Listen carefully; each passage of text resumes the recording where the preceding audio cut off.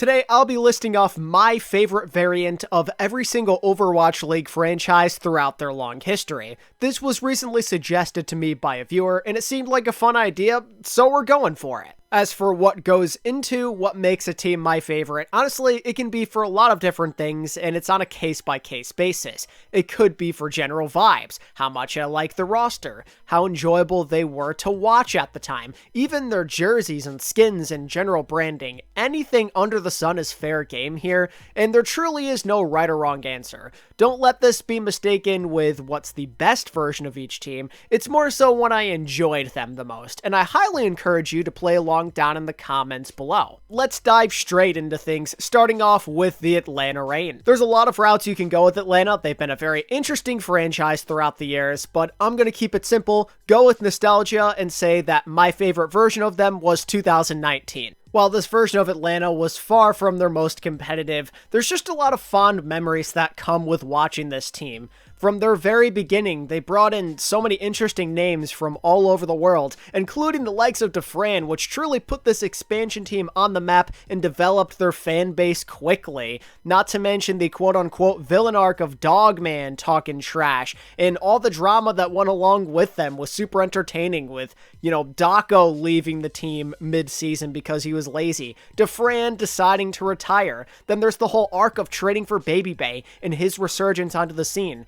Erster emerging as an Overwatch League superstar, even if it only was temporary. Masa and the leadership he brought as a solid main support. Not to mention all the random points of success they'd have. That interesting rivalry with Philly early on, then having that amazing Stage 4, followed by upsetting the Shock in the playoffs with one of the most infamous C9s of all time. This Reign team had a lot of ups and downs and a little bit of everything, and I just remember this group very fondly. On the topic of the old days, we're not going to go far back for the Boston Uprising, as I'm going with their inaugural season roster, outside of a certain individual who shall not be named, of course. So this Boston team, what I loved about them at the time was how they came out of nowhere, really. Their expectations for the inaugural season were practically non-existent, they were a super underrated, underappreciated team, and they ended up having one of the best records in the league, behind Striker, who emerged as an absolute GOAT on Tracer. There was the unbelievable 10-0 Stage 3, where they just kept winning close game after close game against all of the league's best. This Boston team had no right being this good, but they just found a way to keep willing themselves forward. Between Striker and that iconic, wholesome tank duo of Note and Gamsu, there was so much to like about this Boston team, and they built it from scratch, with no real expectations in place for them, and I think that makes them very, very special. They didn't pull off much in the end, but man, it was one hell of a ride. For the Chengdu Hunters, we are not going far. 2019 is where we're headed back to, much like their expansion team Atlanta Reign brethren. And while 2021 was a very fun year for Chengdu, with Liv being the MVP of the league and everything, I hold the 2019 roster a bit closer to my heart. Maybe it's nostalgia, but I think it's also just because of their crazy explosion onto the scene when absolutely nobody was expecting it. They became one of the heroes, so to speak, by being that team that often refused to conform to GOATs. It was usually a breath of fresh air to watch those guys, because of Among's wrecking ball antics and how legendary that was, Jinmu being a Chad on Pharah, and Hangzhou, them surprisingly making it work and having a decent record on top of it was really cool. It was just a team that was very easy to cheer for, knowing that what everybody else was doing was very boring compared to them. They were the fun team. They often made games that shouldn't be entertaining very, very fun to watch, and I appreciate this group greatly. For the Dallas Fuel, maybe it's going to be seen as slightly controversial, but I'm going with the 2021 team as opposed to their championship roster 1 year after that.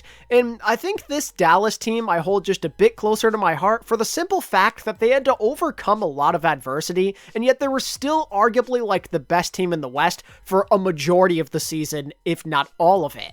There was a lot of pressure on this group. They were going all in on Element Mystic to finally be competitive. They lose Exy at the start of the year due to health issues, so they're going to be without a dedicated hit skin, and yet they press on like nothing even happened. They play up to their strengths as a team and make others conform to them rather than the other way around. They got creative with the symmetric comms as well as other things. Fearless and Hanbin and Sparkle were all having MVP level seasons. There's the wholesome nature of Jexay as well. The rivalries they formed with Shanghai and the Shock and Atlanta Reign as well. And don't forget about that miracle run in May Melee. They just barely qualify for that tournament, and they upset a bunch of teams back to back to back to back on the way to winning their first ever title as a franchise. Just such an amazing story. And even though it's sad they came up short in the end, I still love this team a lot, and it's probably one of my favorites of all time. The Florida Mayhem are up next, and no brainer here, it's gotta be the 2023 team for me. There's some other nostalgic teams that happened throughout the years, but nothing compares to the joy of this team. The Redeem team, the one that finally got Florida fans through all the years of pain and suffering and mediocrity. They get it done and win a championship, and it's behind a team that was not the best going in, that wasn't some sort of Korean super team. They did it their own way, they built it up over a couple of seasons, and it was awesome to watch. Someone became the first ever dedicated tank player to win the MVP award. Merit was going off. Checkmate in his redemption arc. RuPaul kind of developing over time, becoming a better player. This Florida team was consistent and one of the most flexible I've ever seen. It wasn't always pretty, but they got red hot in the second half of the year, and they showed why flexibility just means so much in the Overwatch 2 era. And because of their success, when it mattered the most, they were able to complete the holy square of the bottom 4 teams in 2018, all winning championships. For the Guangzhou Charge, it's just gotta be the 2020 team. This is the only time they were truly entertaining, in my honest opinion, as it's been a very long and sad history for these guys. And the 2020 team is very forgettable, and I think that's a shame because they were genuinely really fun to watch back then. You think about how they were able to be one of the only teams that stopped the Shanghai Dragons at the start of their dynasty. Not to mention all the big household names working in unison to make this an underrated beast of a team. Krong and his MVP level Sigma. Eileen showing to the world that he deserves a lot of respect and that you need to pay more attention to Chinese Overwatch. Shu, before he was on the Gladiators, still taking names and being a beast out there on that Baptiste role. And consider how, despite winning that championship, they had to go through adversity. Nero and Neptuno were day one starters, but they had to quarantine as well as dealing with those visa issues. Eileen and Char step up. They're still a really good roster anyway, if not better. And there's the whole shenanigans with the win streaks, upsetting good teams out there in the East, playing good on Torb or Echo or whatever the heck needed to be meta at the time. This team just came out of nowhere, and they genuinely might be the most forgettable tournament winner in Overwatch League history. The Hangzhou Spark. Kind of a couple of teams that really stick out to me that I enjoyed watching, but I'm going to keep it classy and simple here and say 2023. This was the Spark team that I hoped that we'd see represent Chinese Overwatch for many, many years. I was just praying for the day when all the best Chinese players would all be together. I always thought that way back when Gushwei was on the Spark, separated from Chengdu and all that. I just wanted everyone to be together on one cohesive team, and when it happened, it was magnificent. There was ups and downs, inconsistencies in the regular season, but in the playoffs, they showed just how great Chinese Overwatch is compared to the rest of the world. Getting third place in the playoffs. Shy and Leave and Gushwei all doing their thing. Monk becoming an absolute legend for how he was playing on Ana. This Spark team was literally everything that I was praying to see in Overwatch League for like a good 4 years. It was just cool to see that come into fruition. I love this Spark team a lot. I doubted them a bunch, but they were a very special group that easily made the playoffs a lot more entertaining than they could have been if they didn't make it. Looking into the Houston Outlaws, if I'm being honest with you, for a lot of the time that I watched this team throughout the years of OWL,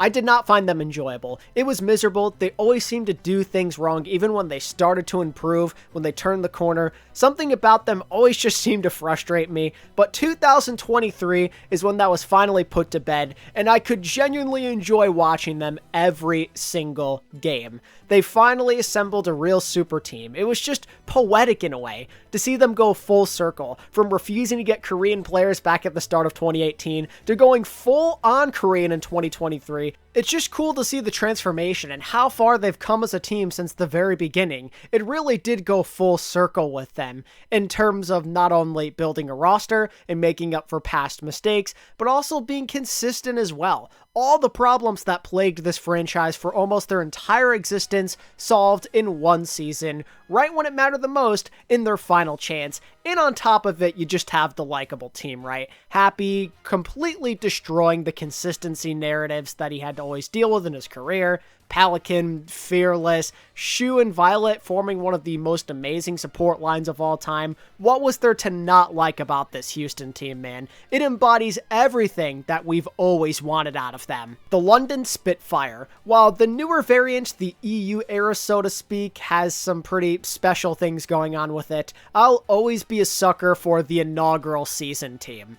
This London team just had a swagger to it. They were so competitive and arguably one of the clutchest teams in the history of Overwatch esports with what they were able to accomplish with some of those runs. It wasn't always perfect, but they played well when the lights were at their brightest, that much is for sure, and they were part of some of the biggest moments in league history, with the Stage 1 NYXL reverse sweep, one of the most iconic games of all time, and the playoff run, how they grinded when it looked like they were dead to right, but they worked harder than everybody else to improve at that Orisa double sniper composition, and the rest was history. Not to mention all the legacies that were forged and how much it did for them, like Prophet and the masterclass he put up in the clutch. Birdring finally able to win something post-Apex that helped a lot with his legacy. Gesture and Fury as well, Badoshin and his flexibility. This London team was something special. It was a bit of a miracle run in the grand scheme of it, but I think that kind of added on to the charm of it. And even though I'm a bit salty as an OG Valiant fan that they beat us in the playoffs,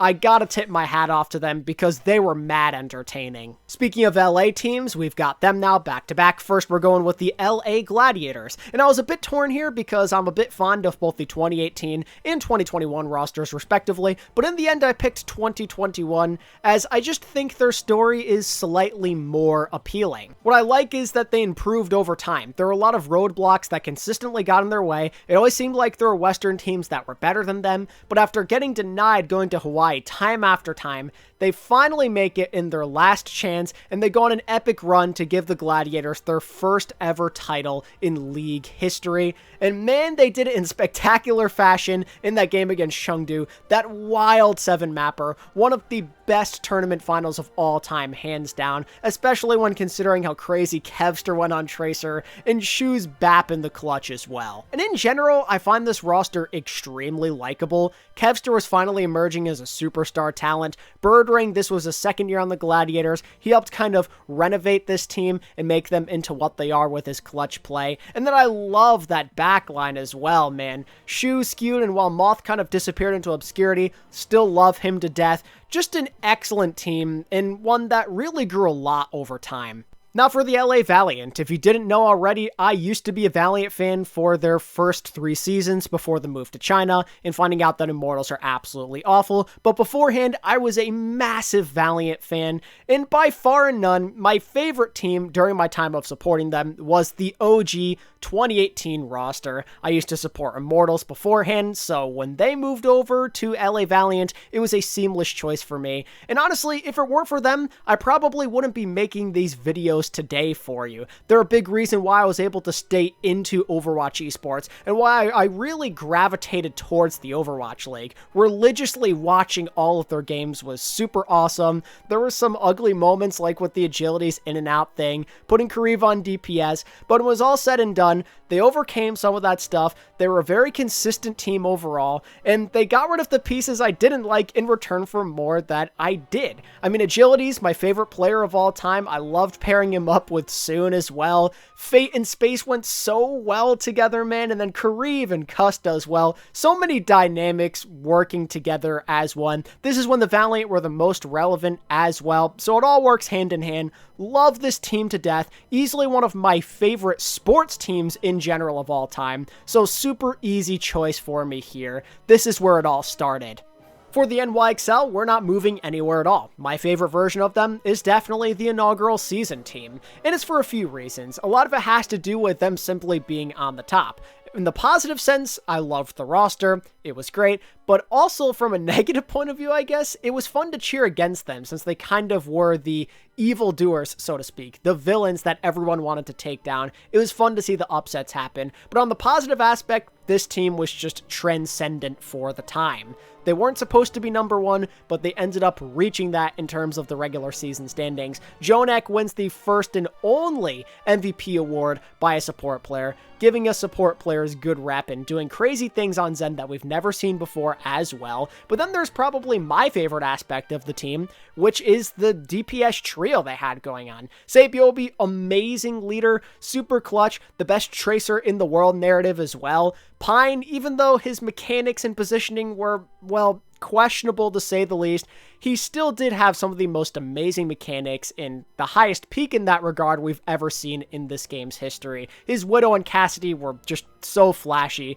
a magnificent thing to watch. And then there's Libero, who sometimes goes under the radar to this day, always did what was needed for the team, super flexible, stepped up into big roles, hit scan and projectile alike, and was just amazing to watch. Definitely one of my favorite flex DPS of all time, and I thought their branding was on point as well. This was before they kind of became a bit cringier and were really bad with their management as well. They always had such amazing videos going out on their YouTube to show you a day in the life of their players and going over their origin stories as well. That was some quality stuff, and I miss that aspect of Overwatch esports. Next up, the Philadelphia Fusion / Soul Infernal. There's a lot of timeless classics with these boys, but I gotta go with the 2020 variant as my personal favorite. A lot of people will laugh at the second places and everything, but man, this Philly team was special, entertaining through and through, competitive in most of their games, had a dominant regular season on top of it,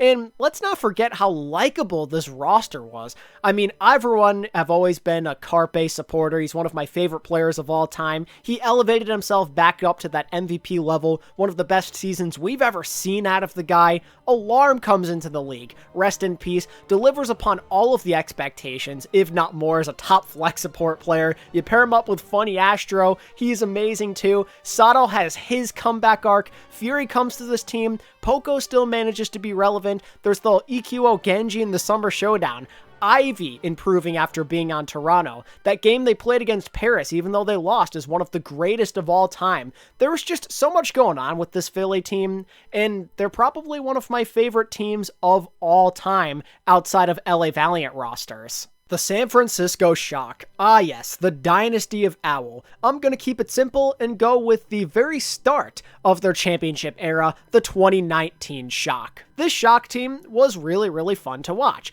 It started off with a bit of a humble beginning. As they get their feet wet, they improve over time, and then they ended up being a part of a lot of the most memorable games of that season. Vancouver in Stage 1, Vancouver in Stage 2, facing the Dragons in Stage 3, that infamous Atlanta game in the playoffs, the run they went on after, one of the most magnificent I've ever seen, that angry Shock team. There was a lot to digest, and this team was full of stars who all managed to make it work. Also, don't at me, but I think the orange branding is a bit better than the black that they went with from 2020 and onward. Also, their jerseys were great that year. They had the gray with the orange, which I thought was really slick. The third kit jerseys that they'd kind of just adopt in 2023 afterwards, I thought the Shock branding and the team personalities and their success was all on point, and I love this team. The Seoul Dynasty. This is going to draw some eyes, and people are going to question my taste here a lot, but my favorite version of Seoul is their 2019 roster.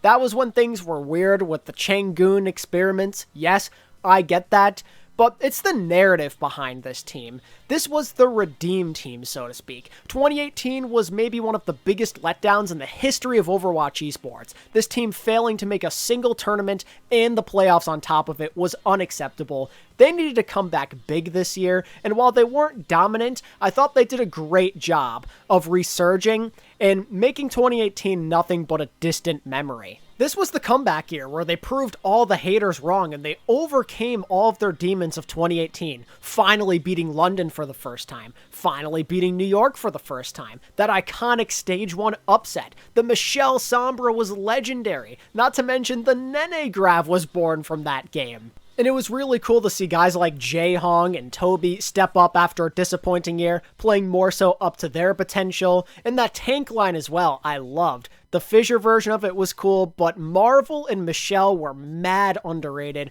Rookie Marvel is one of my favorite main tank players of all time, and I don't know why people don't talk about that man enough. He was a special talent even back then. And then there's the rise of Fitz as well. This dude seemingly coming out of nowhere, not having like any real experience under his belt beforehand, joins this Dynasty team and immediately becomes an instant impact player and an iconic fan favorite alongside Fleta. This Dynasty team was super fun, and again, while they didn't really win a lot, it's just the narrative behind it that makes it so special. The Shanghai Dragons, a lot of iconic options to choose from for sure, but give me the 2021 team all day long. It's a very special team, much like the 2020 variant, but they added one of my favorite players of all time straight up in Fate to that roster to give me maybe my favorite tank line in the history of professional Overwatch with Void and Fate. Maybe my favorite off-tank and main tank of all time on the same team. Instant classic right there. Loved that Fleta was able to finally get his chip that year. It was well-deserved. Lip transforming into the beast that he was. Seeing Izayaki be successful in his post-Valiant years. This Dragons team was great. The way they consistently dominated on anything they played was magnificent, not to mention the absurd level of play we saw from them in that Wrecking Ball Sombra dive setup. Literally invincible, no one stood a chance. And shout out to that June Joust matchup as well, where they made that 3-1 comeback against the Dallas Fuel, playing Wrecking Ball along the way, seeing Fate's emotion after winning that tournament. It was great. This Dragons team was super likable, and they finally managed to go full circle, going from the 0-40 laughingstock to league champions. Next is the Toronto Defiant. It's not easy to pick a favorite with these guys, as you're not really able to follow a lot of certain players since they change the roster every single year, but I liked the 2020 team. They were hella mid, yeah, I understand that, but they had a lot of the personalities that I resonated with during that time. They were marketable and super likable. You know my stance on agilities and Kareev already, but Surefour was one of my personal favorite players back in the day as well. There's Mr. Logix.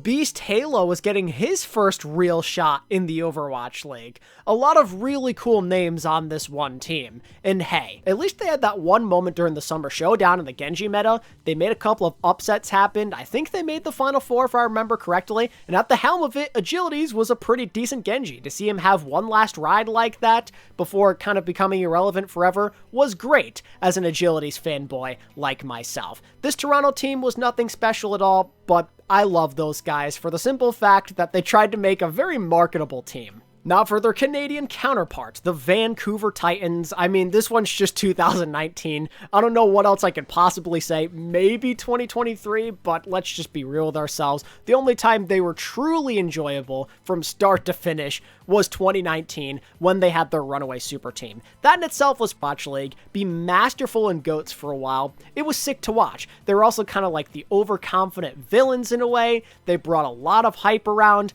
They had a lot of unbelievable carrying, Hoxel being goated, Solomon Sue on the Zarya, Bumper and his antics, Jano, who I thought was one of the greatest divas in the history of GOATs. This Titans team had a bit of everything. And in the end, they were quite relevant in basically every tournament. That, in a way, kind of made it very easy to pick and choose whether you want to see them lose or see them win. Either way, there was something to look forward to with this Titans team. Not to mention, this was the only time outside of like maybe some bumper stuff where there really wasn't a lot of inner turmoil with this team. Things were smooth going, and they're actually able to be winners for the only time in their very sad existence. Vegas/Paris Eternal are up next, and just like with Vancouver, there's only one real option. It's got to be the 2020 team. Shout out to the 21 roster. They were mad fun, but nothing compares to what we saw with peak Paris Eternal. This team had an array of storylines and specific expectations behind them, kind of seen as underdogs for a lot of the season, but they managed to be one of the best in the league. They had that element Mysticor, which seemed kind of weird at the time,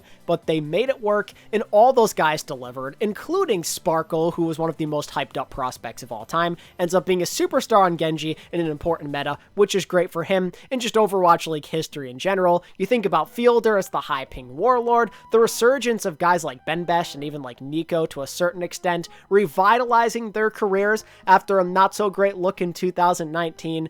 This Paris Eternal team was incredibly fun to watch, and who could forget about their tournament miracle run in the Summer Showdown, where they played two of the craziest games back-to-back on the same day. A map 5 and a map 7 against Shock and Philly, and beating them both is no small feat. What a run it was. Easily one of the most hectic and entertaining individual days in Overwatch esports history, hands down. Absolutely insane run from these boys. They were like the dominant but sneaky underdog at the same time. It was really cool to see. Everybody was a contributor between the DPS, between Fielder somehow hitting sleeps on 200 ping, the French players also stepping up. It was just cool to see a team like this even function to begin with, just knowing that there was a lot of room for this to go horribly wrong.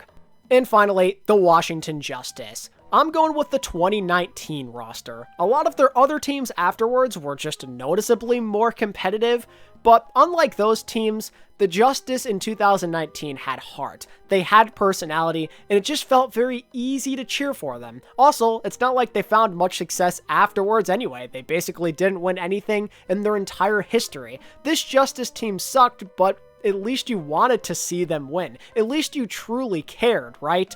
Corey and Stratus were so wholesome. They were everything the Overwatch League needed at the time. Hilarious, but also very entertaining and well-spoken guys. You had an Arc who they traded for, and Sleepy, two other fan favorites, big-name personalities, and you just have a big group of guys that you want to see succeed. And hey, a big lesson ended up paying off with those guys that applies to life. Sometimes perseverance and patience is the key. It didn't matter in the end because they were already eliminated from playoff contention, but in Stage 4, DPS finally came around, and we saw what this roster was truly about. They were beasts out there, often being dominant and playing some super close games. I mean, who could forget about the amazing, the iconic Corey, Hanzo, and Widowmaker performances? Stratus there alongside him as backup. Man, this Justice team just had the heart and soul that you wish some of these other Washington rosters had. They sucked a lot more, yeah, but at least there was something there that you could smile at. And